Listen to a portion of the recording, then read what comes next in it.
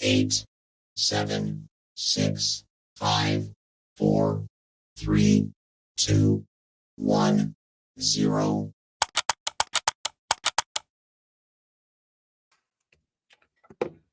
Hey, what's up, fam? Welcome back to the 49 Faithfully Show. I'm your host, Miriah Lee. I will be joined by TL. He's fashionably late, the movie star. But we have a very special guest, Twin. Twin, what's up, my guy? Good What's to see going you. Glad on? I could get you back on finally.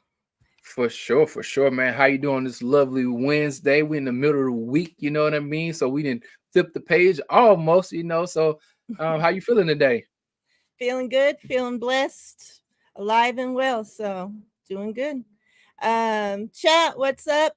Sorry, we're late. Like I said, TL had an emergency meeting, so I was trying to wait for him to see if he'd get done in time. But I'm like, I can't keep the people waiting any longer. So we started. TL will join us when he gets here. Let's see, who do we got? Don, first in the house. What's up, Don? Good to see you.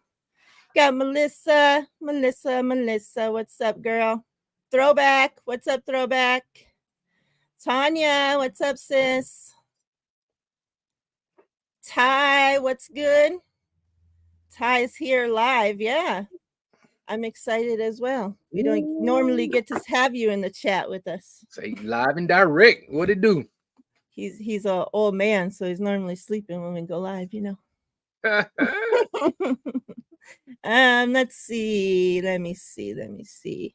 Make sure I didn't miss anybody. Jess, what's good, Jess? Hope you're doing well. There's TL. Get over here. Get over here. What you know about Scorpion on Mortal Get Kombat? over here. What you mean? Back forward, hey man, come on. You know who my favorite character was? Raiden. Raiden. I was Sub-Zero guy, I ain't gonna lie to you. Oh, okay. I like the ice, you know what I'm saying? I feel you. What's up? Joel, what's good? Good to see you. And we made it through. TL, what's up? How you doing? Nothing much. Sorry for being late, fam. To you guys into the chat. I had you know how it is. Sometimes you be at work, you have a emergency meeting that pops up. So had to get on a Zoom meeting real quick to discuss some changes. But yeah, I'm back. So I'm here. TL's like, you want my other boss to kick my ass or what? Exactly. My other boss is the one that helps pay my rent. So yeah. So yeah. What's up, Laura?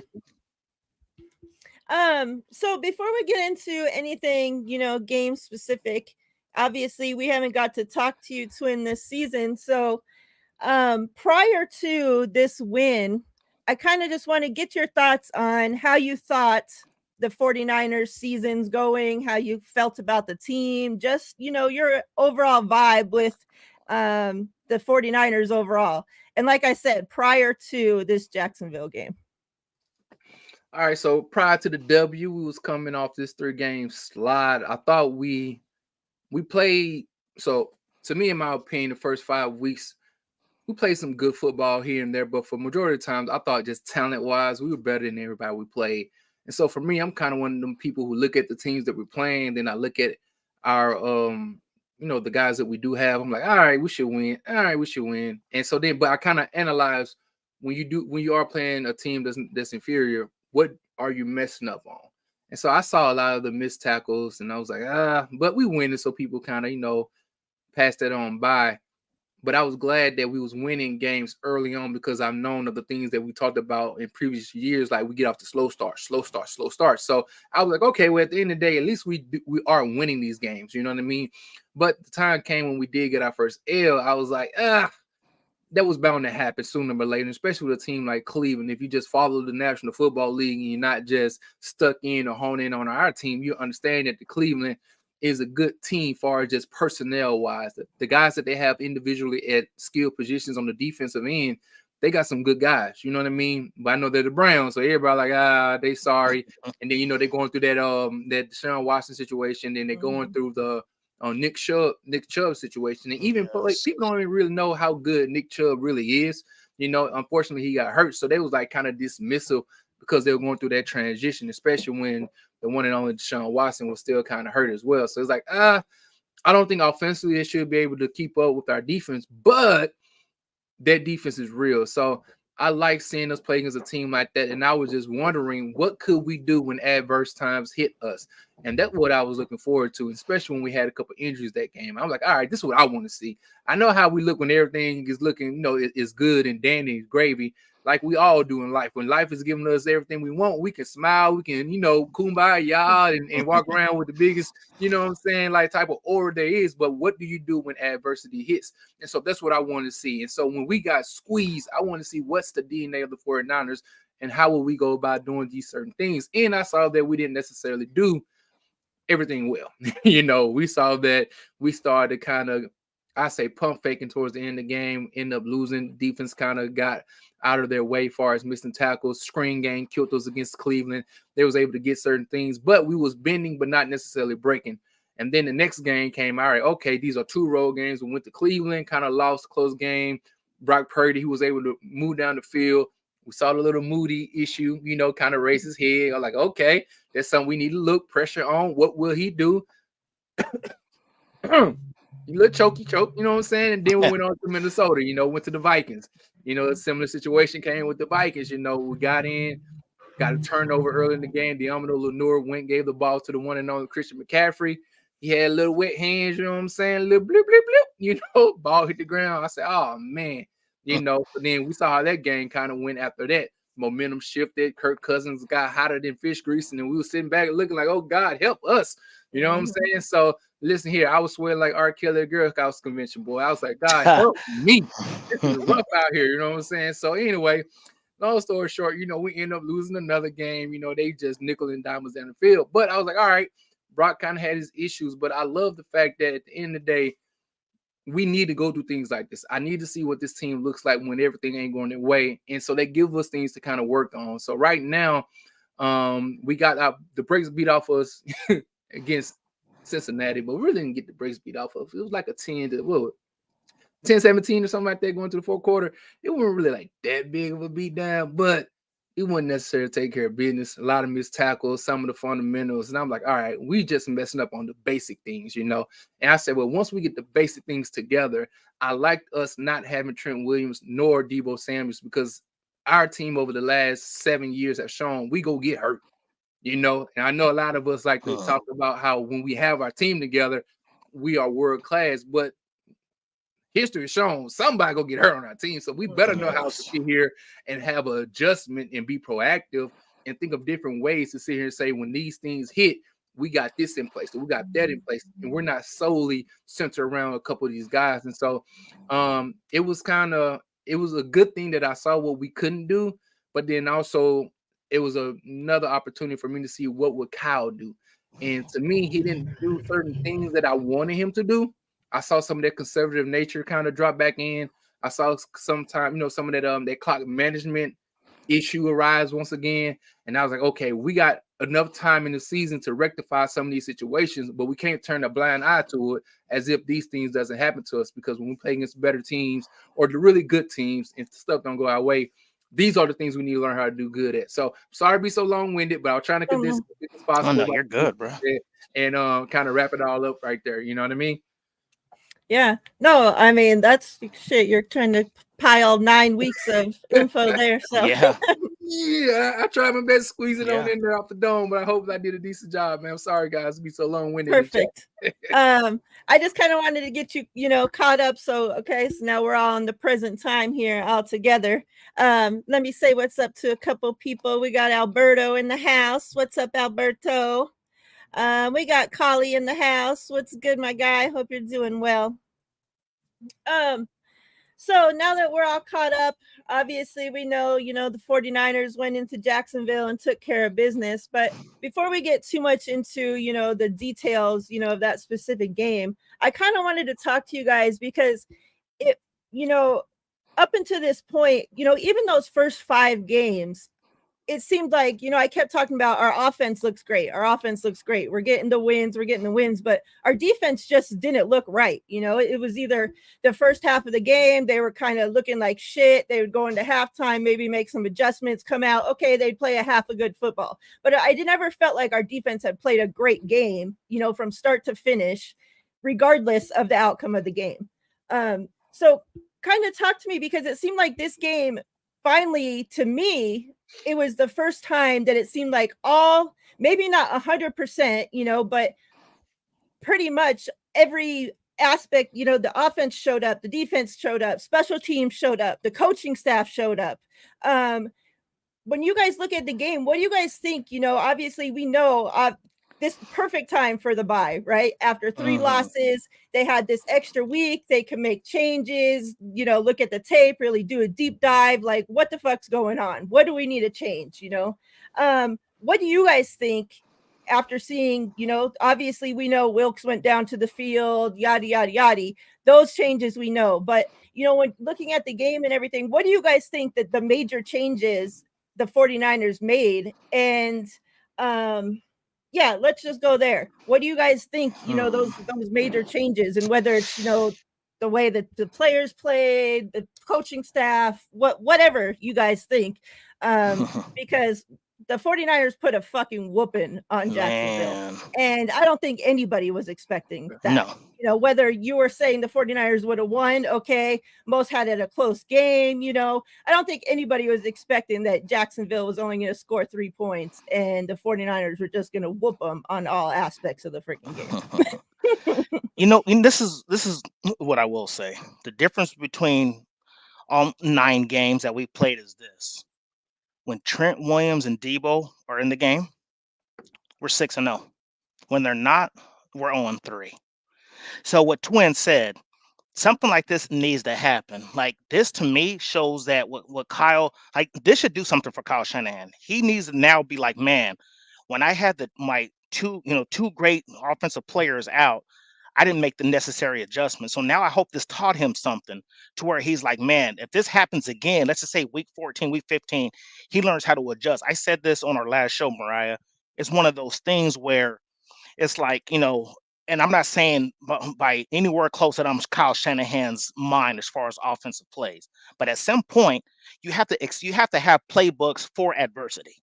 So what I'm saying is, when you have Christian McCaffrey, or we said Debo and Trent Williams out, you need to sit there and say, like, look, okay, my left side of the line is going to be weak. Now I have to get this package going, that package going. Like, how we sit there and we talked about how with Trent Williams out going to the left, we're rushing like 3 yards a carry.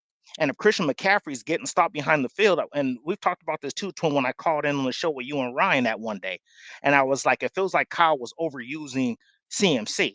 And when CMC wasn't right, it's like he forgot how to use his other weapons. You know what I'm saying? It's like, man, like, you have 5 all pros, and that's not even including Ayuk. You need to learn how to still be able to put points up on the board regardless of what happens on the situation. Now, if you're down 6, 7 players on offense, that's a different situation. You're only down 2 with still great weapons on the field. So now I hope that now Kyle sees it as like, man, I need to learn how to function with certain players coming out of the game. And on defense, other than Dre Greenlaw, we've been relatively healthy on defense. You know what I'm saying? Relatively healthy, except for the Dre Greenlaw thing. But, did Chase Young make that much of a difference? You know what I mean? I was talking to my girl's dad, and he made a good point too. He was like, this under this regime, they're used to the D coordinator being on the field, whether it was Saleh, whether it's D'Amico Ryans, and maybe to them, everybody's different. I know they're grown men, but people are different. Some people need that up close and personal relationship on the field, so I can come to you and be like, hey, Twin, if you're my defensive coordinator, say, hey, Twin, I'm seeing this. Let's try this. Is now going up into the booth is not really personal. You know what I'm saying? Where you can have your players coming from all 11 starters coming to you and say, hey, coach, we're seeing this. You think we can make this kind of change, and he can do it more on the fly. So I just think, like you said, Mariah, this bye week came at a perfect time. You know what I mean? Came at the perfect time. I don't know what the heck is going on. I mean, man, like, is Trent Williams and Debo Samuel that detrimental to the offense to where like it looks like, the way we played against Jacksonville looks like the way we were playing for 5 weeks in the beginning. You know what I'm saying? So yeah, I think this lit a fire under them.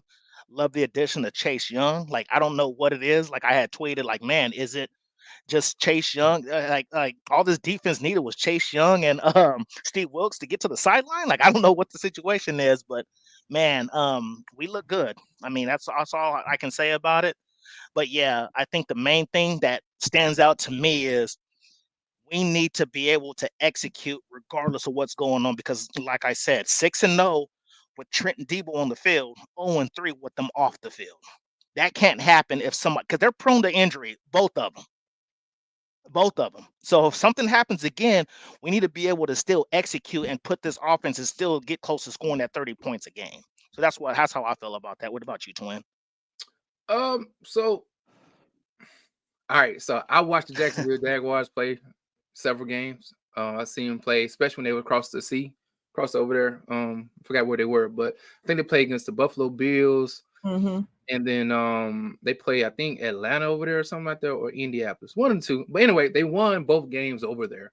But one thing I did notice, and I kind of was like trolling a little bit, I was like, man, though this team is winning, I've seen this guy, Trevor Lawrence, have multiple red zone fumbles and interceptions in the fourth quarter in two different games. One game he had back-to-back possessions against the Buffalo, even though they still won. In the fourth quarter, had back-to-back possession where he fumbled the ball. You know what I mean? And I was like, interesting. And then the game before then, he had another turnover in the fourth quarter as well. And so for me, I'm looking at this team, they're winning, but I'm also looking at it and assessing it like I did our team earlier on in the year. Though they are winning, what am I looking at? What kind of product are they putting out there on the field?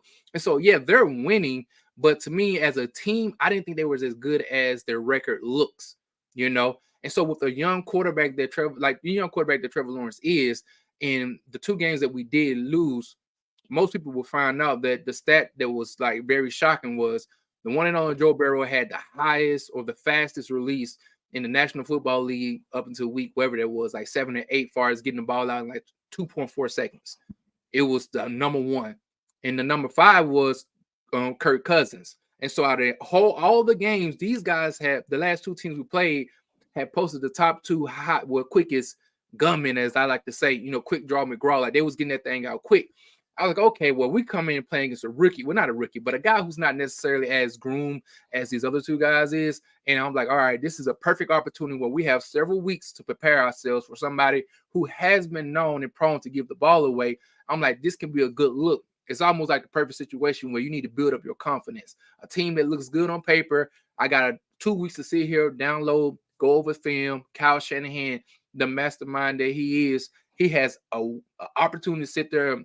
Instead of being 15 to 20 plays scripted, to me, it should be like 30 to 40, you know what I mean? Because of the time that he did have. So looking at that game that we played this last week, I love the energy. I love how fresh the guys look. I love the ability that we had two guys back as far as Debo and the one and only Trent Williams. But I also want to question people to be like, all right, guys, we see that's an issue. Last 2 years, Trent Williams had foot injuries. Let's be honest with us. The game that we like to talk about where Jimmy Garoppolo was out here throwing the ball in a bad position in the NFC Championship game, Trent was getting dog walked. I'm not hating on him. I'm just telling y'all the truth. I know we want to talk about the other guys on that line that didn't play so good, but Trent Williams didn't play good as well. You know what I mean? Yeah. And so I'm looking like, then the next year, same thing happened. He hurt his lower extremity as well. So I'm like, Kyle, I know we love Trent Williams, my guy, but you need to figure a way, man. How can we still be a high octane offense if something were to happen to this man? Because it's highly possible, man. I don't want to say that, but I'll be naive to think that we can get that lucky, man. Like last year was the best our offensive line looked since the Kyle Shanahan era, as far as how long these guys played together with no injuries. Like we don't talk about that from last year, but the whole from week 1 to we took a L. This team, as far as the offensive line, stood together. They stood packed, and that's why even though they didn't look good on paper, they still was able to be successful. You know what I mean? So that's just what I got out last week. I love the energy. I love Chase Young come to the team. The bromance that's there. You know what I mean? Steve Woods coming down, talking on the sideline. I'm kind of on the opposite end. I'm like, y'all get paid too much goddamn money to be over here needing Steve Woods. I'm sorry. Y'all ain't no 2-3 year veterans. You are multiple all pros and pro bowlers.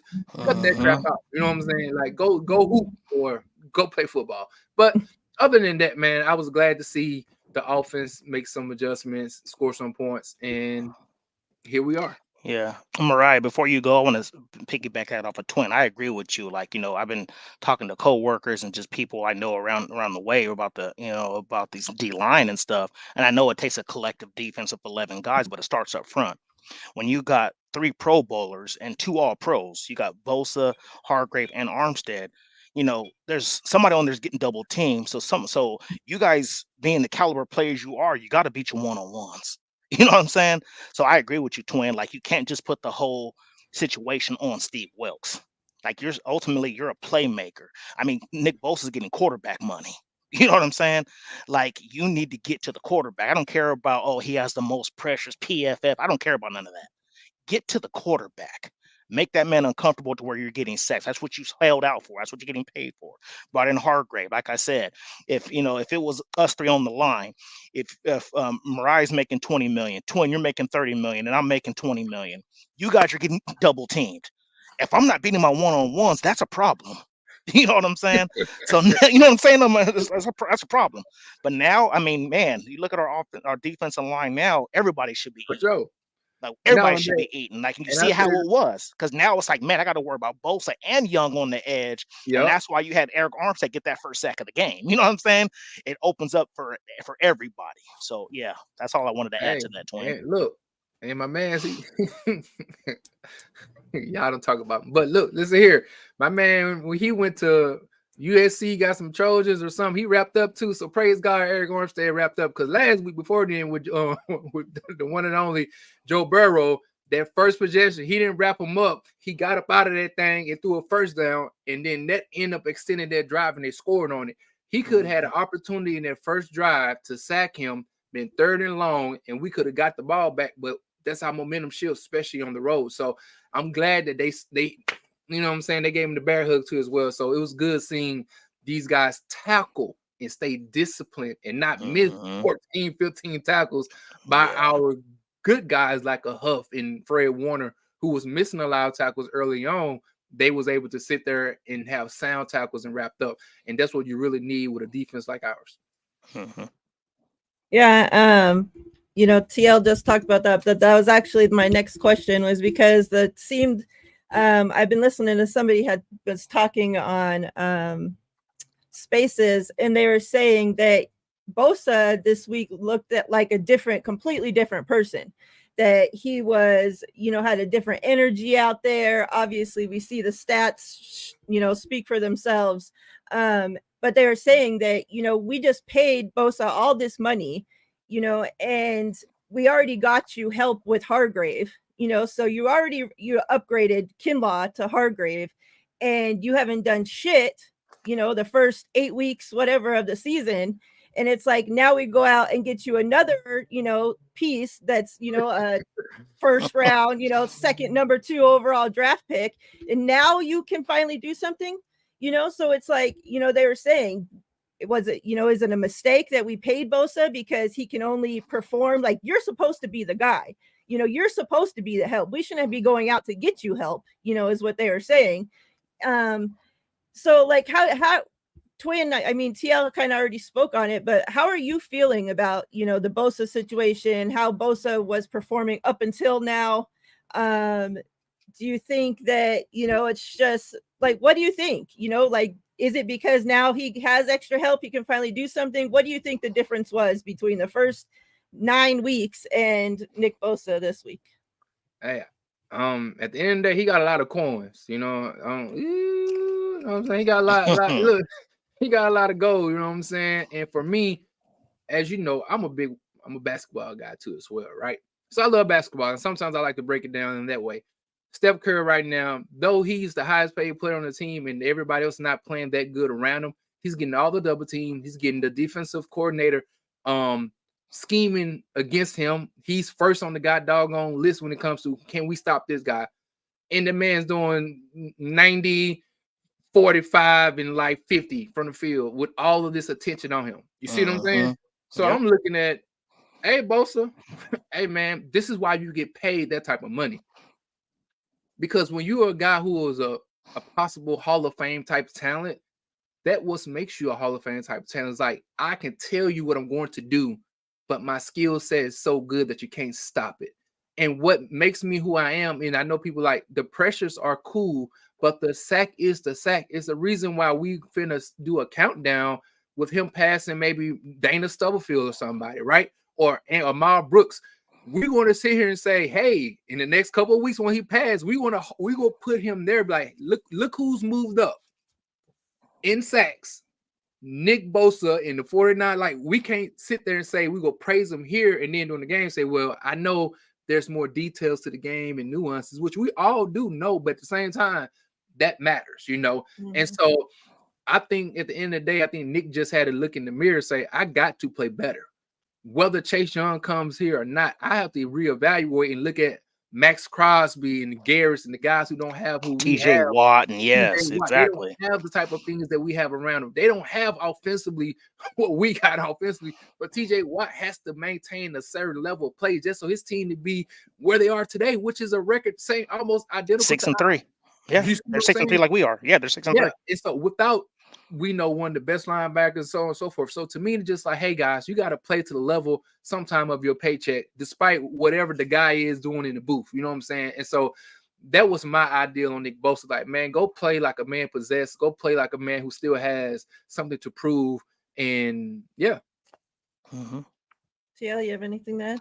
No, he pretty much hit the nail on the head. You know, I set him up and he hit the home run. You know what I'm saying? So, yeah, that's pretty much how I feel about it. Like, yeah, I mean, the Steph Curry analogy was perfect. Like, regardless of him, you know, you look at him, you look at the Anthony Edwards is another one I feel like, you know, from the Timberwolves, like they're honing in on this dude because Carl Anthony Towns is not that really that guy no more. So they're like honing in on this dude, but he's still putting up 30 a game, still hitting 85% from the free throw line, where he's still doing what he has to do to get over his team over the hump. And like I said, you have Armstead, who's made a Pro Bowl, and then you got Hargrave and Bosa, who are two All Pros. So you got All Pros on that line.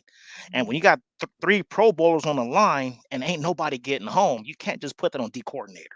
I'm sorry. Like, your job is to get to the quarterback, and three All Pros should be somebody on that line is getting a 1v1. Somebody. You have to get to the quarterback. You see what I'm saying? That's what I got to say about that. For sure. Yeah. Yeah. All right, let's get into this Jags game a little bit and then we'll move along. So yeah, I guess just your guys' overall feelings about the Jags game. Anything that you haven't said already. I guess my kind of like biggest takeaways were you know, first turning on the game, we're obviously seeing Ambry Thomas starting outside, Lenore starting in the slot, which told me that this team over the bye week, as they're trying to figure out what was going wrong and whatnot, decided that they didn't want Oliver on the field whatsoever because he only took 3 snaps, and that was in like garbage time cleanup duty once all the starters got pulled at the end of the game.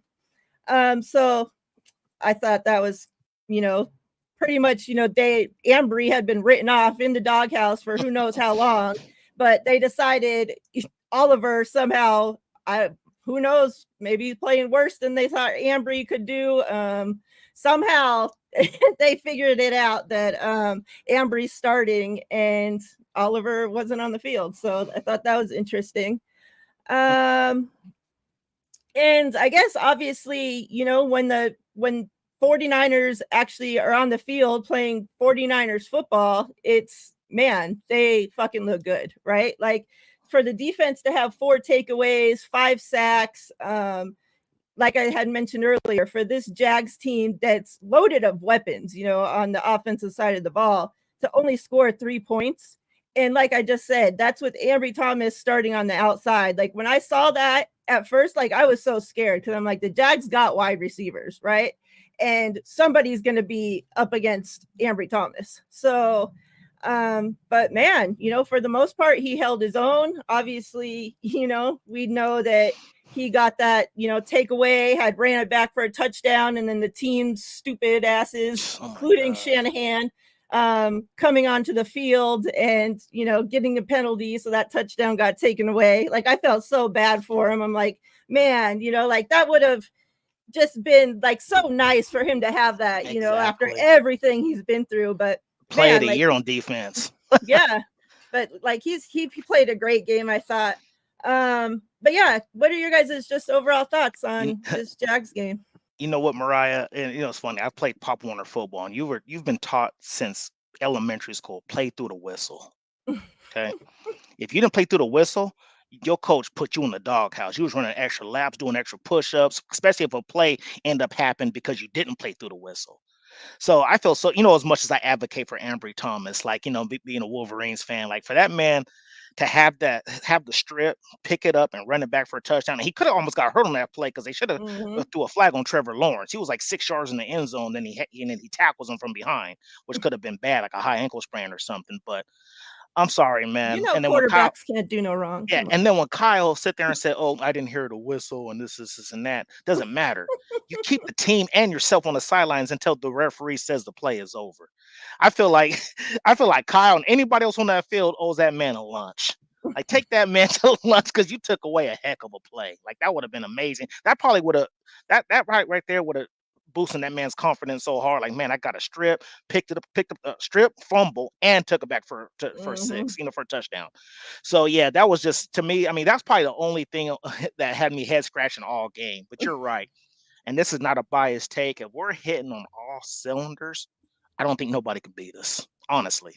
When we're hitting on all cylinders, like this team is just, it was like night, like Dr. Jekyll, Mr. Hyde, they like to say, two tails. Like, you had the 5 weeks of excellence where it was to the point where people were questioning if this is the best 49ers team ever at one point. Remember, they were calling on our show and asking us that, like, hey, Mhm. like it was that's what they were saying as far as offensively, like, man, we just look dominant. So, for them to, for it to be like that and then for it to go the way it was, I mean, this Jacksonville game, we look good. Like, I feel like all the Mhm. weapons got involved. It wasn't just a Christian McCaffrey show. We're throwing it to Kittle, to Ayuk. Debo got his carries. I mean, it was amazing. um, Izzy's man, Kyle Juszczyk got involved. You know what I'm saying? Like we were just Mhm. spreading the ball, and that's all we've been asking for. Like we have too many weapons to not utilize everybody. You got to throw the defense off and be like, oh, Chris McCaffrey's getting to 70% of the play. No, we got too many weapons to be doing that. So yeah, I mean, there's not really much I can say from what we already said already. I mean, this was just an absolute beatdown. We dog walked them dudes.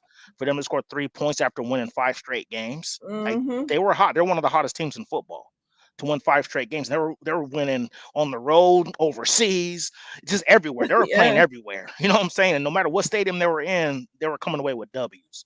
So the fact that we went in there and dog walked them, yeah, it was amazing. So that's all I got on that.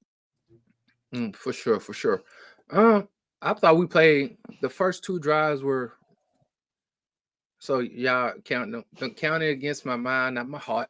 So the first drive we scored quickly, right? Went down there, scored. I was like, bam, okay. Second drive, we went down there and we punt the ball. I mean, no, we did a field goal.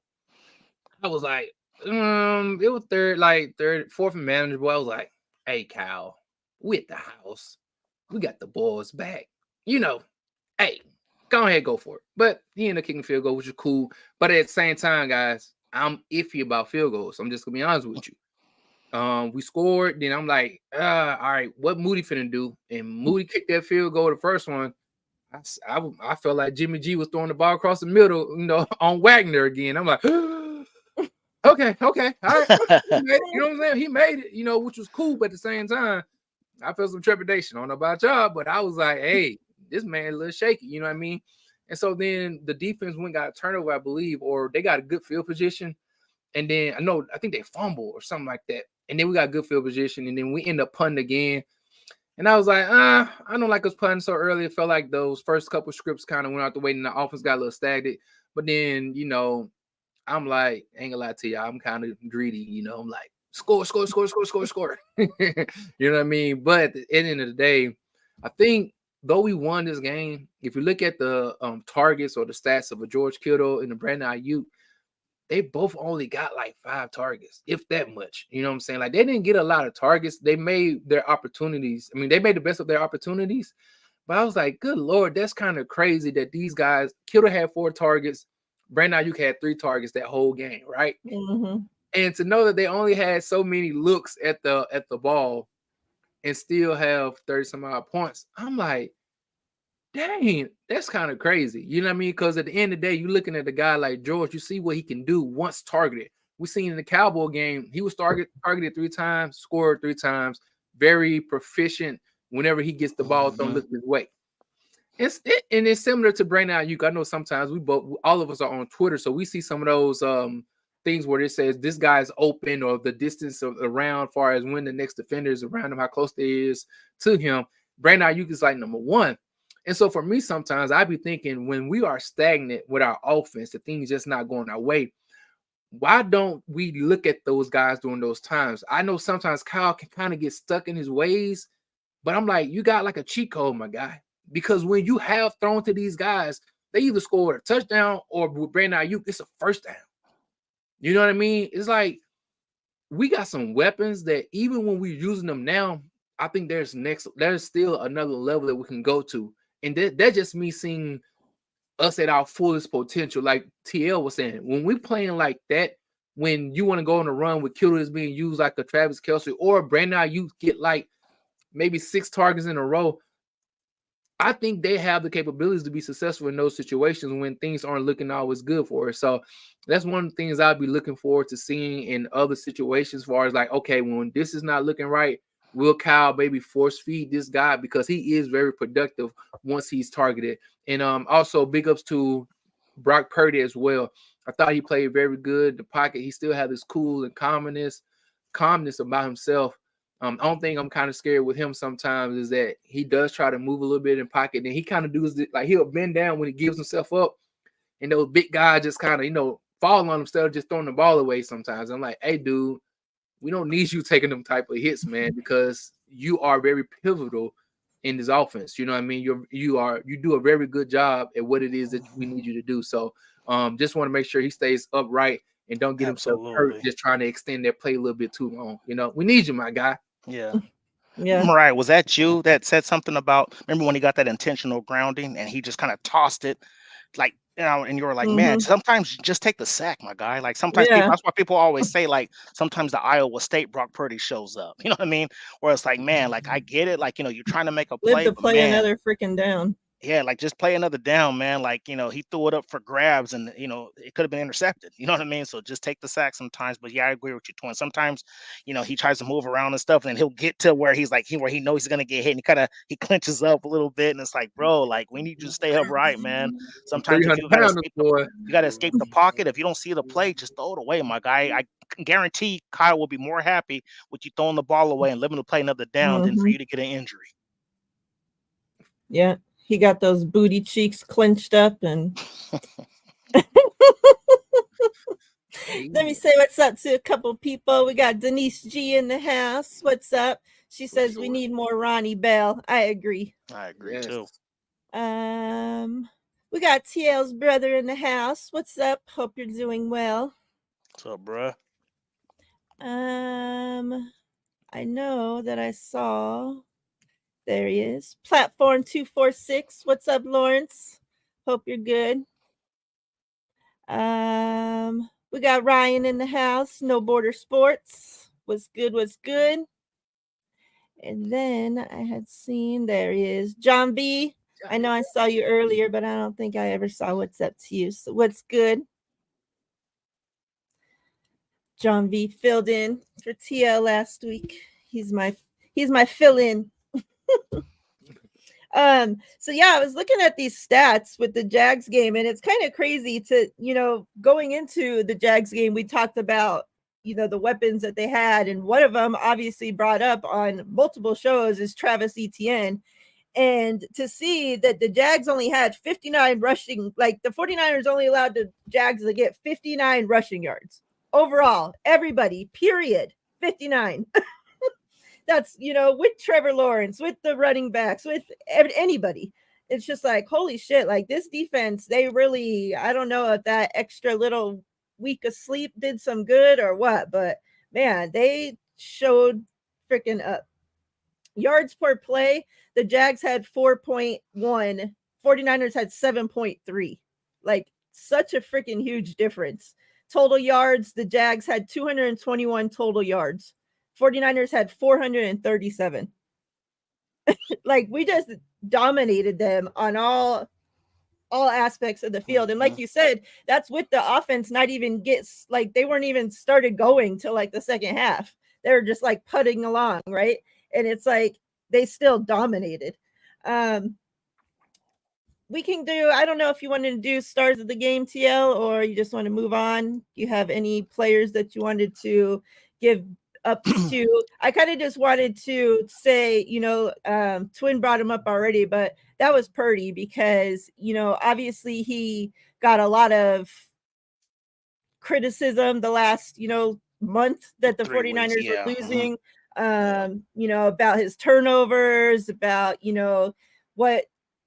what can he do, what would he do when the 49ers are down? Would he be able to come back? Just all this shit. And obviously this is the first time that we've seen, him go a little stretch and do anything like bad, right? So none of us really knew how he was going to be, how he would come back from it, how long it would take him to come back from it, right? But obviously this bye week did him some good too. He snapped out of it and looked like the Purdy that we had, seen the rest of the weeks besides these last 3, right? Had no turnovers. Like, what a difference when the 49ers don't turn over the ball and are able to get turnovers, right? You win the game usually.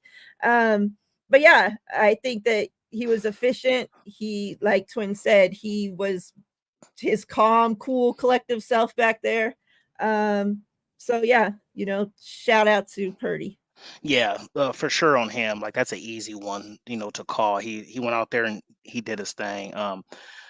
Kind of a silent assassin I want to give some props to is John Feliciano. Yep, Think I he had him filled as in well. admirably for Mhm. Aaron Banks. He came in and did his thing, and it's everybody's been talking about that right side of the line for so long. With Spencer Burford, and I'm kind of been disappointed in Spencer Burford a little bit. I thought he was going to be better, but I think I've always said I think he's a better tackle than he is a guard. Like I've always felt like he played so well at tackle, but I don't know. I just if John Feliciano keeps playing the way he is, I don't know if there's going to be some discussion of, should he remain in the starting lineup because of how Well, well he's been Shanahan playing. already have brought that up that What'd he he'll say? pretty much be once Aaron Banks gets Banks. back, Mhm. that Feliciano will pretty much be, like spelling Burford, like how Okay. they did last season with what's his face, the other O lineman. So yeah, he said like that he played, that he's done well enough in practice to Hmm. to get playing Yeah. time. So Okay. Yeah. So that's, I mean, if I get a player in the game on offense, it'll be him. Defense, I mean, I'm just gonna go ahead and give it to my boy Ambry Thomas for showing up. Like, like you said, like he had to start, and everybody thought, even me, like being a huge fantasy of him as I am, I was still kind of worried because sometimes he has sometimes this game where he's playing so well, but then it's like a head scratcher. Like, man, like he made a great play, and all of a sudden, like what were you thinking, bro? You know what I mean? So yeah, for him to have the awareness to see that it was Christian Kirk, whoever it was that was getting ready to fall down, he stripped the mhm. ball and make him fumble, and then had an opportunity to take him, to take it to the house. I think he played well for having as many snaps as he did. So yeah, Mhm. that's why I give my game balls to. Twin, you got anybody? Uh, so as of late, I've always wanted to give him. I give a game ball to Mitch Wisnowski, and I give one to him almost every week. I ain't gonna lie to Mhm. y'all. I remember when special teams was something that we dreaded over, and Yep. so which is something we still kind of hesitant about when it comes to field goal kicking. But as far as our punter is concerned, man, I believe he already deserves a nod for the Pro Bowl. He's probably one of the guys who I'll be the first person, one of the first people that I think deserve a nod already in this season. He's been kicking his butt off. He's been Mhm. coffee Yes. cornering that thing. He's been giving enough air underneath it so the Odoms of the world can run underneath it and get these guys stuck in the 5. They got to mark the ball down 95 yards. You know what I mean?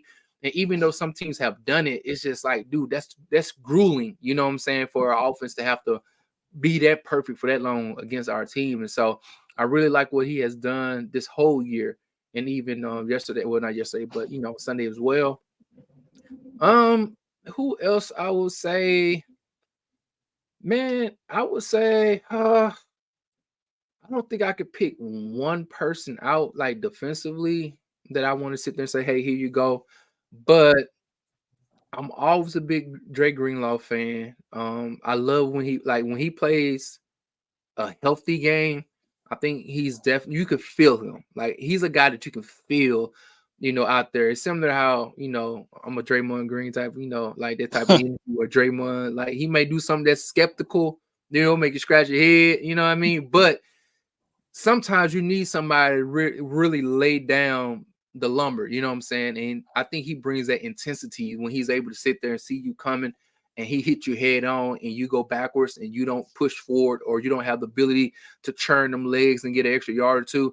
That matters when you're talking about physical football and hitting and giving up good clean hits. So him, I want to give him props. And then also Hargrave. Hargrave had heard some things because he wasn't necessarily playing good since like probably week 3, but he was definitely productive. He was moving to the LOS, and I think just the D line in general as a unit was able to sit there and move that line. So it gave the guys like the Greenlaws and the Warners of the world eyesight. They could see, they saw their gaps and they didn't have to worry about somebody touching them because they was already shredded. As far as the defensive line, the O-line shredded and got to the second level and was able to touch those guys. They was able to sit there and make good, clean tackles, and that's what you need to do from your two guys like Fred Warner and Dre Greenlaw. You need them to make good, clean tackles as well. So just want to big up the whole D-line because to me, this is where everything starts from, right to that D-line. And also my guy from Mississippi, like me, what up, Mooney Ward? You know what I'm saying? Say what up to my guy because he was getting thrashed for the last several weeks, which I understood. But I haven't said this to you guys on y'all show before, but earlier this season, Mooney Ward had a heel issue early on that was on the scouting report, but then they took it off and didn't necessarily bring it back up. But I think that's been really plaguing him for the beginning of this year, man. When you're a cornerback, and mostly he's known for being a press man corner, so when you have a heel issue, that's not good, Not at all. And when he plays zone, we wonder why there's so much cushion because he doesn't have the ability to turn and run. You know what I mean? And he can't come up and play press man coverage for real. If your heel is hurting bad, he can't hit and turn as well. And so I believe this bye week gave him an opportunity to sit there and rest that heel a little bit. And I think he was a little fresher and he didn't have to get real handsy because he couldn't depend on he had to get handsy because he couldn't depend on his physical capability as far as his lower extremity, in my opinion. I'm not saying it's the gospel or anything, but that's what I'm looking at. And I'm like, all right, they hadn't said nothing about this on the injury report, but I know that hurts. You know what I mean? So, that's my 2 cents about that. Okay. That would make sense. And I mean, I forget what the injury, I think it was last season. Remember he had some injury and I think they rushed him back too fast because obviously we don't have great backups, when he's out, when our starters are out. Right. But I remember those first couple of games he came back, like he was getting torched out there. And it seems like it was a foot. If I remember correctly, it was a foot thing. I don't remember if it was a heel or a toe or, whatever, but it was a foot thing. And I remember he, those first couple of games back, like we were like, holy shit, like you guys should have just brought in the fucking backups. so it makes sense. Real quick chat. I know, obviously this is the show that we normally do giveaways on, but when I have a guest, I don't like to be stopping, when it's me and TL, it's different. So what we're going to do this show, I have 3 giveaways ready. We're going to have you guys start entering your numbers now. At the end of the show, we'll draw the winners. And I'm just going to draw all 3 winners from the same group of numbers. So you're just going to enter your numbers once. And the giveaways for today, we're going to draw them in this order. So the first number that we draw will be for this George Kittle, Touchdown Masters. The second one that we draw is for Nick Bosa. It's for his 2022 Defensive Player of the Year title card. And then the third winner that we draw, Ambry Thomas, is going to be, shout out to Ambry Thomas auto. So, like I said, everybody start entering your numbers now. We'll draw those at the end of the show. Yeah. Danielle, you have to pick a number between 0 and 100, but you can't duplicate what's already been put on the screen. Yep. Pick a number 1 through 100. No duplicates. All right. And if you guys, the numbers, because she's on Twin. So okay, so she guessed 89. Let me re-put it Okay, because I I see don't it. know if the It's on mods are ours going to now. be able to see. Yeah, I can see it. Yeah, I know you can, but Oh, the it's mods, on Twins. Oh, okay. they're the ones that keep track of to 89. make sure there's no duplicates. So let me just put it. Yeah, for anybody looking, look at Melissa's comment at one after with number 48. That's the first number that was put up. And mods, if you kind of can keep an eye because it's going to be going a little bit. All right. So going in, well, actually, let's take real quick before we touch on the Tampa Bay game. I want to kind of look over these next games, the next 5 that the 49ers have, and what you guys think, we can come away from those games. Because obviously we talked about the 49ers, they needed to start fast, right? Well, they did that. But then obviously we know that they lost games that nobody probably was expecting them to lose, right? So now you kind of have to make up, right? Like you need to, like, you don't have no cushion now, right? So these next 5 games is kind of a little bit crazy because we know we got Tampa Bay this next week, and then we have at Seattle, we have at Philly, then we have Seattle at home, and then we go to Arizona with now Kyler back. So looking at that 5-game stretch, we know the 49ers now sit at 6-3. Where do you guys think? How do you think that we can go through those games? Go ahead, Twin. Let you go first. Man, I'm trying to pull up the schedule for myself as well. I think I want to see us. I say we can win 4 out of 5. I'll be happy with. I definitely want us to go on like a good month of winning. But also I want to see how we win as well. I'm not going to lie to you. I like to see us go through another adverse situation and see how we react. So, all right, you said Bucks, Seahawks, Eagles, Seahawks, Cardinals, right? And so I want mine is going through some issues in the Seahawks and Eagles game, and that it's not a blowout or nothing like that. I want to see a struggle as far as just playing a real intense, tight game with guys healthy and see how we respond, as far as maybe having to come back in the fourth quarter again. And I want to see that. I want us to get reps. You know what I mean? I know if we look at this team over the last, 18, 20 games, most of the time we won by a big margin, because, our offense has been really productive. But I also like it when guys in a young quarterback like Brock Purdy get some reps when things aren't going well for him against some, some good teams or on the road and things like that. Because at the end of the day, those mental pictures you get, what I'm saying, and being in these different types of environment and so on and so forth, you also get that thing out the back of your head because, okay, now I'm back in fourth quarter again. I'm down. You can maybe erase some demons that you probably had because of the Cleveland game and the Minnesota game. You know what I mean? And also the Bengals game. So I want us to get in some, some sticky situations again because I know at the end of the day, man, I'll be honest with y'all, I know we can win enough games throughout the regular season to make it to the playoffs. I'm not tripping about that. My thing is I want a ring.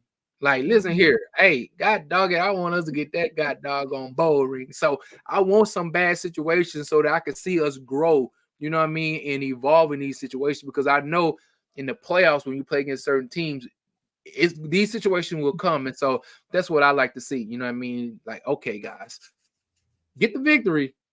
Give me a minor heart attack, you know what I'm saying? But let's keep on moving forward. You know what I mean? Yeah. I got the same sentiment. I think we go 4-1. I had before the season us losing to Seattle once anyway. I had a splitting, and I'm not going to change that. I think we might sucks that it's on a holiday that we lose, but I think we're going to lose our first game against Seattle. But I see us taking care of business against Tampa. When we come back home, I see us beating the Seahawks again for the second time. And I know somebody said that it's too close back-to-back games, for us to beat the Seahawks. But we saw that last year, and I know it's a different year, but Geno Smith hasn't been playing like he was last year. Mhm. He hasn't been playing as well. Yeah. So I really feel like they're, but they do have a better defense this year. But I feel like their offense is not going to be able to match ours. And I do see us beating Philly though. I don't know if they were if you were in your five, but Yeah, Mhm. there. yeah, Yeah. they are okay. Yeah, I do see us beating Philly. I just have a feeling that we're going to beat them, and I don't want to get too ahead of a schedule. I had us starting the season at 12-5. Only two games I see us losing going forward: Baltimore and Seattle. That's it. Okay. I can dig it. You guys don't think that we have any trouble with Arizona now that Kyler's back? You're still just writing them off? No, I'm not going to write them off, but they're, we've always struggled with the running quarterback. Let's just be Exactly. honest Come here. on Let's now. just be And his honest here. little fucking ass, like, they already have that video going around See how freaking fast, Twitter with him going. man. I'm like, this motherfucker, like, that's That your dude is. first game back from a torn ACL, and you're back there running around like freaking nothing. Like, He probably went from a 4.32 to now he's probably still a 4.36. He probably didn't lose much speed. disgusting. Dude is fast. I mean, we always struggle. I feel like, this team has always struggled also with like fast receivers, like them, short like Rondell Moore. He gave us a little bit of trouble last year Mhm. too. Dude is just fast. He's hard to deal with, So I feel like He'd as be long as you can. scary on a good team. Shit. Yeah. Oh man. You put him with you put him with like On the Justin Herbert or 49ers. somebody like with the Justin Herbert with to go with Keenan Allen, he might be deadly. But yeah, yeah, I think Kyler Murray, obviously he gives us fits, because of his athleticism and as a running quarterback. But I think that team is just in shambles. I think that they've been playing competitive. Well, they haven't really been playing competitive after they got rid of Joshua Dobbs. And Mhm. but yeah, I just think that we're just gonna have their number. I feel like we're gonna sweep Arizona. I hope we win too, not just because it's my team, but I know you're going to that game. It sucks going on the road and taking that L. Yeah, I know. Yeah. It sucked enough just going to the preseason game here against the Oh Raiders my and, goodness. like us fucking losing. And especially the way that they lost, like Trey Lance came out, looked like utterly shit, like the whole team was a freaking nightmare. And then you got to walk out listening to those fucking pain in the ass fans, like, Oh my ugh. goodness. So, yeah, I mean, I hope, like, I'm with you guys. I hope that we can go through those 4-1. Prior to us having this 3-game losing streak, I probably would have looked at that and would have thought, okay, we split with Seattle and maybe drop to Philly. But like I said, we don't have that room for fucking error now. So you need to either sweep Seattle or lose to Seattle and beat Philly. Like, you can't come out of there losing 2 3 and games, I 2. don't think. Yeah. Yeah, like that'll Yeah. be bad. And regardless of the situation, like, people want to sit there, oh, it's just the Lions. The Lions been playing good football. I don't care what nobody talking about. The Lions been playing well. So yeah, you're right. We can't. I feel like we go 3 and 2 because the Lions are 7 and 2 right now. So we Yep. gotta stay on top of our game to make Mhm. sure that we don't get too below them. You know what I'm saying? So yeah, we go 3 and 2, and all of a sudden, we have 5 losses, and let's just say, you know, Lions only got 3. That might be an issue going forward. Now we're instead of having the 2 seed or possibly 1, we might be looking at the 3 or 4. You know what I'm saying? So yeah. For sure. Yep. Real quick, if you have just joined and haven't entered your number for the giveaways yet, go ahead and get your numbers in. The first number started with Melissa at 1 minute after. So if you want to scroll up, make sure you don't get the duplicate in there. We're pulling all 3 giveaway numbers, or yeah, all 3 giveaway winners at the end. So yeah, get your numbers in. Real quick, I think my dog's gonna go crazy. Okay, maybe not. I heard him. All right, so let's look at this Tampa Bay game. Obviously, we know Baker, he's been kind of up and down, I guess, kind of Baker-like, I don't think anybody's very surprised by him so Yeah. far. Looking at, just a brief like overview for Tampa Bay, Mayfield has a little bit under 2,200 yards for the season so far.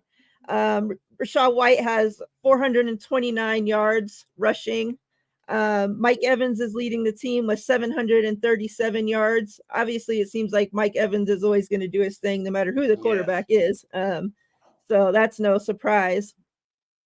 Yeah, I mean, Delaney, the cornerback, he's leading the team in interceptions with 2. So, I mean, they've been pretty, lackluster, I guess you could say. I'm not scared of them one bit. I think even more so, I'm even more confident having Chase Young on this team now. I think, that whole we'll meet at the quarterback thing is really going to come into play with Baker. The fact that they're both going to be able to plant the flag on fucking Baker's ass this Sunday will be very glorious. So yeah, I mean, I'll kind of come in after you guys talk and close up with my thoughts, but and give my score prediction, but I'm not scared. I think Baker is he's a fucking head case. Like, I think he has all the skill to be a great quarterback, but I don't know if he just gets in his head or like he's just goofy. I just think he's fucking goofy. I think the thing with Baker Mayfield is he thinks he's better than what he is. Like, he has a little arrogance to him, like, oh, I know I can be that guy, whatever the case may be. But to look at his numbers, after 11 weeks, he's not his touchdowns are not that high, but he has 14 touchdowns, only 5 interceptions. Yeah. Not playing too bad. He has his He's weapons taken at receiver. 16 sacks. 60, yeah. He's taken, I mean, he has his receivers are good, and Chris Godwin and Mike Evans and stuff like that. The running game is kind of so-so, but yeah, I'm not scared. I'm not gonna sit here and get cocky and say, "Oh, look what we did to Jacksonville. We're gonna blow them out," because as we've seen, sometimes we don't execute. You know what I mean? So I just think that I as far as us going to win, I don't see us having an issue getting this W. I feel like this bye week lit a fire under us a little bit. I think I don't know if it was Collie or somebody mentioned in the chat earlier, like, this defense just even looks different, looks more aggressive. Steve Wilkes, I haven't seen that much emotion in Steve Wilkes since we got him. Like, he was on the sidelines, like dabbing up his players, giving them hugs, and like he was just. And I feel like, and like I mentioned earlier, like even though they're grown men, some people just like that. Just as we are an adult, sometimes like me as a worker, you know, you don't have to talk to me if you're my boss. You know what I mean? You don't have to talk to me. Just don't micromanage me.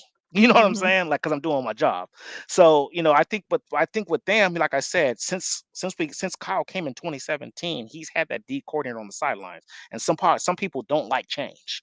Some people like that somebody in your face and, hey, let me holler at you real quick, and this and that, instead of putting on headphones and talking to me through the headphones. Let me talk to you in person. Some people like that interaction better. So yeah, I don't think it's a domination, but I do think we'd win by at least 10 points. Go ahead, Twin. Okay. Well, looking at the schedule, man, they've lost some games, but none of the games that they lost, it being like there's only one blowout on their schedule for real. Offensively, they're kind of like bottom 10 in a lot of categories, like you were just saying. But defensively, they're pretty good against the run. Now, I don't know if that just because they probably be playing from behind a lot of times, and so they're not running the ball. But at the same time, that does mean something because they still have some of those guys that they had of past years that are still there as far as those names. You know what I mean? They still play football. So I definitely want us to be cognitive of those things and not take these guys for granted, mainly because if the last 3 weeks didn't teach us anything, it's to remain humble. You know what I mean? We won the game. We beat the brakes off the team as far as the Jacksonville Jaguars. But all right, let's go ahead and make sure we give this team the proper respect that they deserve to as well, because it was a great movie that came out in the 90s called Any Given Sunday. And we know how they can go down. You know what I mean? So I do believe we should be able to take care of business as long as we don't turn that ball over. I wouldn't mind us starting to implement some of the other guys in the running game, in my humble opinion. Gosh. I know it might not be the thing to say as a 49er fan, knowing that Christian McCaffrey is a Swiss Army knife, but I don't want a knife that's dull in January. I want to still be able to cut. You know what I mean? Exactly. So just throwing out there, hey, Kyle, Jordan Mason averaging like 5 points something, yard per carry. You know what I mean? And that's without him getting lathered. You know what I mean? A lot of times we hear these running backs talking about the more carries you get, the better you begin to have a feel for your offensive line, and you begin to see things a little bit different as far as the defender starting to slow down for you a little bit, and that's when you begin to kind of get better as you get consecutive carries. And so I wouldn't mind us doing that for Christian McCaffrey, and even having him out there in the backfield with a Mason or with a Mitchell, in use check. Like, put all of them back there. You know what I mean? You can run so many misdirections with Debo orbiting around and so on and so forth. Like, you have the capabilities to use him as a decoy where he doesn't have to take any hits, and you can still give these other guys the opportunity to have some one-on-ones on the edges. So that's just my 2 cents. You know what I mean? But other than that, though, I do believe as if we get to touching him a little bit, far as Baker Mayfield with our defensive line not having to blitz a lot of the times, it will be up to our corners to play sound football, and that meaning just to turn your head around. A lot of times these referees, if you don't turn your head around and the wide receiver just slow down and engage with you as they try to come back to the ball, they're going to throw a flag.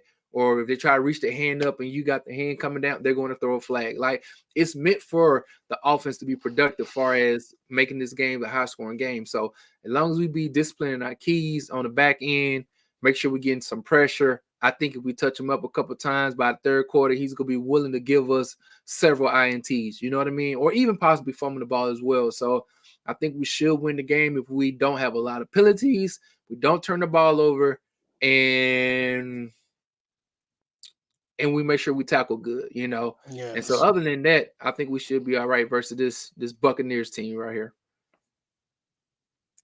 Sounds good. TL, score prediction. Score prediction. It's funny that you come on here, Twin, and you say that about the running game. Me and Miriah have been preaching that since week 1. Like, Jordan Mason should be getting at least 5 touches a game. Give that man like 5 touches. It's not going to hurt anything. And you said it perfectly. I don't want a dull knife come January. It needs to be sharp. You know what I mean? Like, I need you to be able to cut smoothly. You know what I mean? Not put me in danger. You know what I'm saying? For So, sure. yeah. Shit, with the way Elijah Mitchell's playing, Jordan Mason should be getting 10 touches, and Elijah Mitchell should be getting maybe the 1 or 2. Yeah.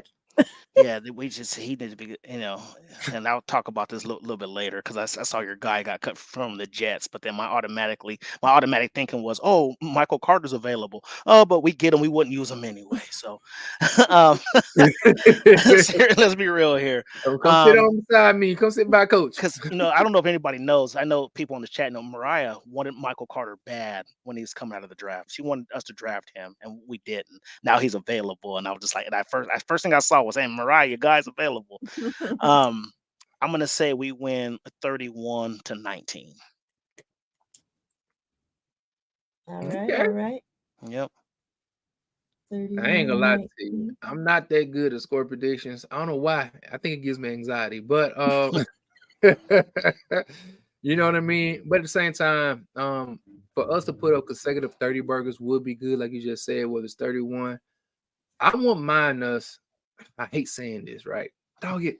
So unfortunately, man, I got a brother who's a Cowboy fan. But I do get a little jelly when I see his team get some like touchdowns on the defense. You know what I mean? I be like, golly, bro, like that's crazy. Y'all get like a touchdown every other week on the defense, bro. I be like, Jesus Christ, man, there's some of that over here. You know what I mean? So I do believe if Baker want to be get in the mood, so we can be very thankful for him and his ability to assist us in scoring on the defensive end. I won't be mad at that as well, So a little strip fumble, running back, get a touchdown, you know what I mean? And if we can do that and then possibly score 4 touchdowns on offense, whatever the case may be, say maybe 35 points and some change, 33 or something like that. I would like to see that because, again, there's just momentum, that we need. And I know we would be going, I'm the type of dude, I want us to beat the brakes off of them early on so we can sit some guys, in the fourth quarter, don't have them out there still playing. And I think that will help us as far as the next week because I forgot who we play after this. Seattle. Yeah, on Thanksgiving. And I think we're gonna do one of them things right here, right? We're gonna travel. Yeah, travel to Tampa. No, yeah, travel to Tampa. Travel to Tampa, go back, play at home, right? Tampa's at home. Oh, And Tampa's then at we home. have Oh, so Seattle and Philly on the oh yeah, road that's back right. to Yeah, back. so we home. So we're home on Sunday, and then we just have to go up north to Seattle. That's it. Yeah, and then we go Yeah. to east, like the West Yep. Coast, and And then come we go back to or Yeah. Philly. something Then, like yeah. that. Yeah, Yeah. I know there's a part in the schedule where we're going to do some flying back and forth a little bit, you know. And so, again, I like it when we, keep our snaps down. We know that we're a team that gets better in December and January as far as the physicality when other teams are beginning to slow down. I hope that our depth stays where it needs to be, man. That's the only thing that I don't want to happen is that we get injuries in certain positions where we really need, which is the trenches for me. As long as we stay Which we healthy, have one. huh? Which we got one on the offensive Yeah, side that we just forgot to got talk one, about.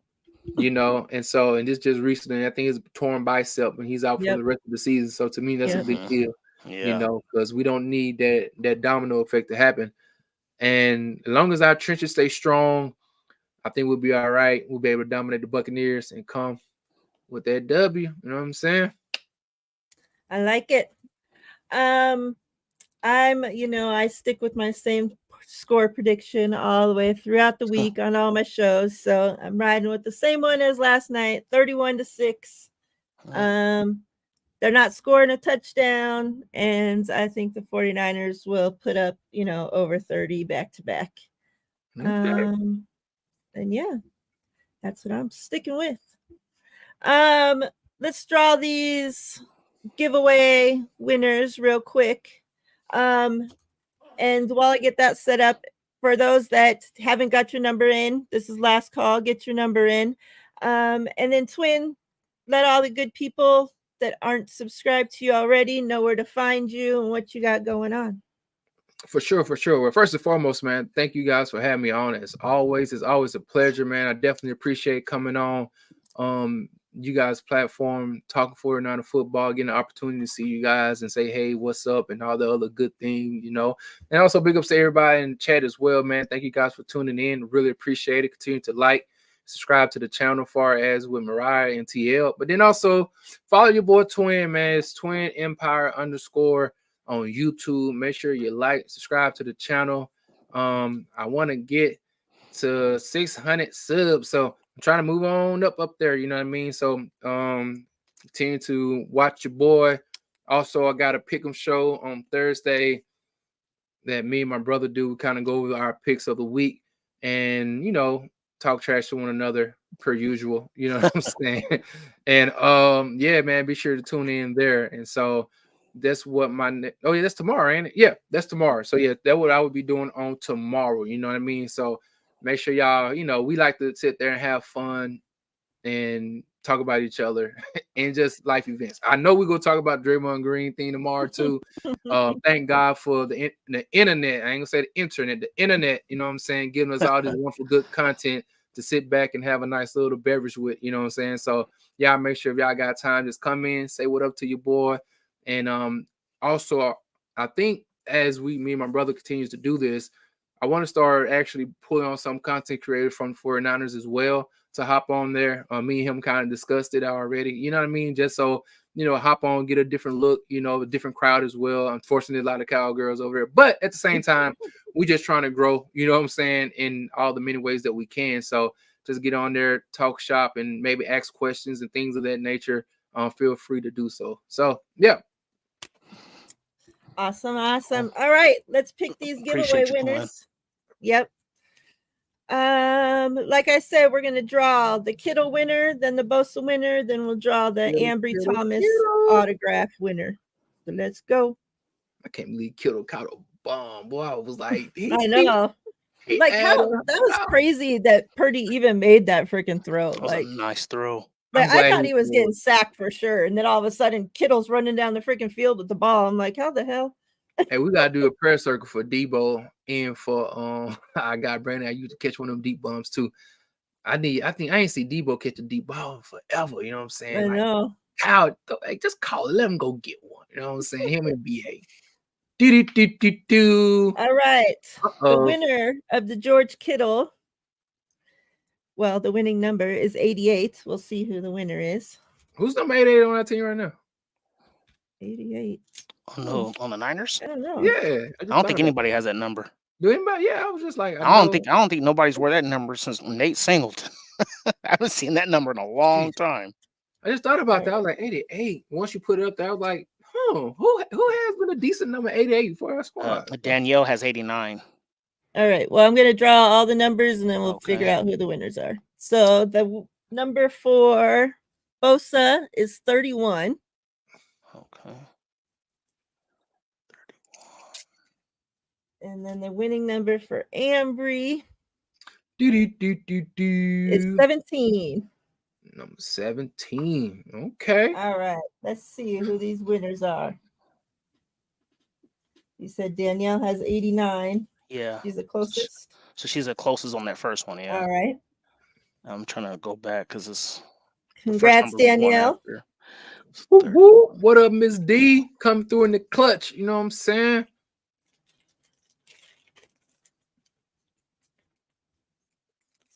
Her name on here.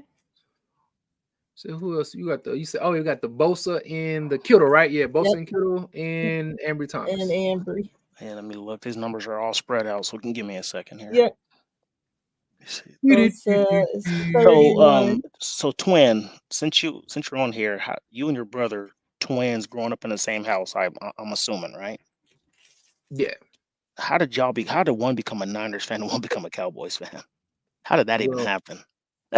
Technically, we're not twins. Okay. Okay, but I don't know what's wrong with him. Unfortunately, he I don't know what's wrong with him. You know what I'm saying? Like, I don't know. I guess because the era that we grew up in, it was like red or blue, Crips and Bloods, you know what I'm saying? Mm-hmm. And I knew gold was better than silver, and I just made it the correct selection, you know what I mean? And we've been beefing ever since then, so yeah, man. It's like Bebop is the second winner. Bebop, Aroni. What it do? The last one was 17, right? Okay, let me see the winner.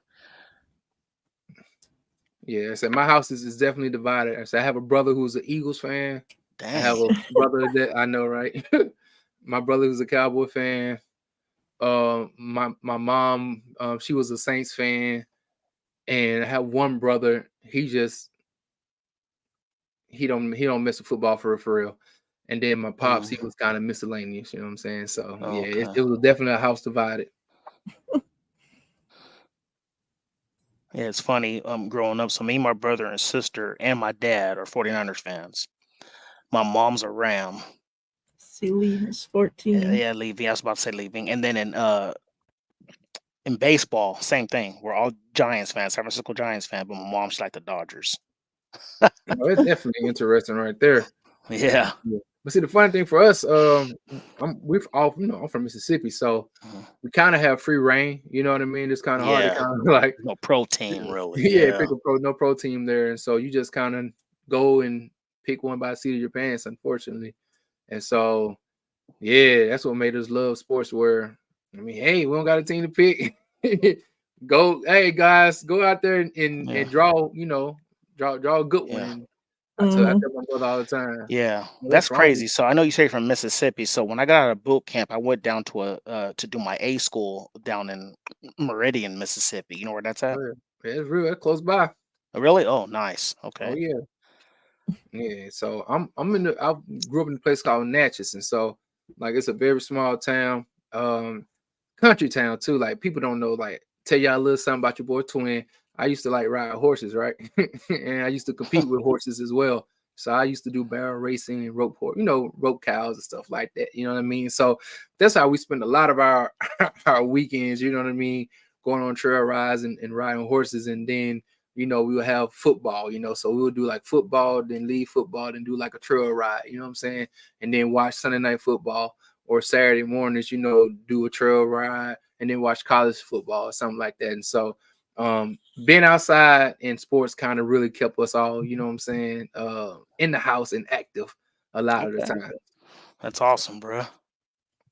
All right, Lee Ving wins the Ambry Thomas auto. So congrats, Lee. Congrats, Danielle. Congrats, Bebop. Shout out to the chat. Shout out to you, Twin. Appreciate you coming on. It's always a pleasure. We got to make sure we don't have such a long time in between this time. For sure. And tomorrow I will be back with what is tomorrow? Steph, Thursday. Yeah, Sanchez, right? Thursday. Tomorrow with Steph, the Two Goat Show, and we have on Coach Desi will be our guest. So yeah, tomorrow 3 Pacific time, 6 Eastern time. Make sure you tune in. And yeah, shout out to all y'all. Everybody have a great rest of your week. Stay safe, everybody. We're out of here. We got a good game on fam. Thursday, guys. Praise God.